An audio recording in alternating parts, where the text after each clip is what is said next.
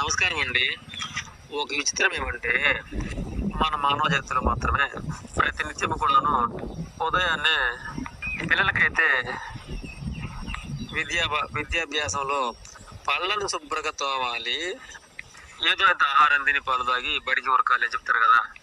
అలాగే పెద్దల విషయానికి వస్తే కూడా బ్రష్తో పళ్ళు తోముకోమంటారు కదా.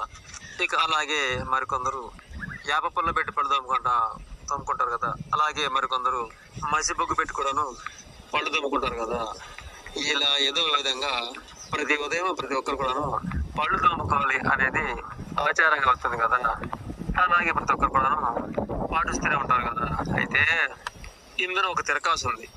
నిజానికి పళ్ళు తోముకోవడం కాదు, ప్రతి ఉదయం కూడాను లేవగానే కాళ్ళకు పూసి ఉంటుంది, అలాగే ముక్కునైతే చీముడు ఉంటుంది, అలాగే నోరు కూడాను పాచిగా ఉంటుంది. కనుక ఆ విధంగానే పిల్లలకు సొల్లు కూడా కారుతుంది. కనుక ఒక పళ్ళు మాత్రమే కాదు, ఏకంగా ముఖము కూడా కడుక్కోవాలి, కళ్ళు కడుక్కోవాలి.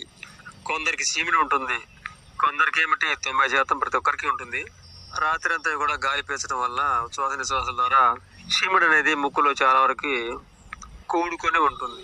కనుక ముక్కును కూడాను సీదేసి చీమిడి తీసుకోవాలి. అలాగే నాలుక కూడాను తెల్లగా పాచిపెట్టి ఉంటుంది, అలాగే పళ్ళు కూడాను. ఈ విధంగా ఏకంగా ముఖమంతా కూడాను కళ్ళు, ముక్కులు, నోరు కలిపి పరిశుభ్రంగా కడుక్కోవాలి. అలా కాక ఒక పళ్ళు మాత్రమే తోమనుకోవడం అనేది అమాయకత్వం. అయితే ఒకప్పుడు పళ్ళు తెల్లగా కనపడితే సార్లు మంచిగా చదువు బాగా అవుతుందని చెప్పారంట. ఇది ఒక లౌకికం. అందుకనేనేమో పళ్ళు మాత్రమే తోముకోమనేది ఆనవాయితీగా అయింది.